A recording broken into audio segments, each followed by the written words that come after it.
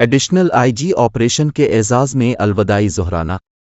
Central police office Karachi میں منعقدہ ایک پروقار تقریب میں آئی جی سندھ غلام نبی میمن نے additional I G operation Sindh Tariq Abbas کو ان کی خدمات پنجاب پولیس کو دیے جانے پر الوداعی ظہرانہ دیا۔ اس موقع پر additional I G finance and welfare C T D training investigation سمیت D I G O C P O کے دیگر سینئر افسران نے شرکت کی۔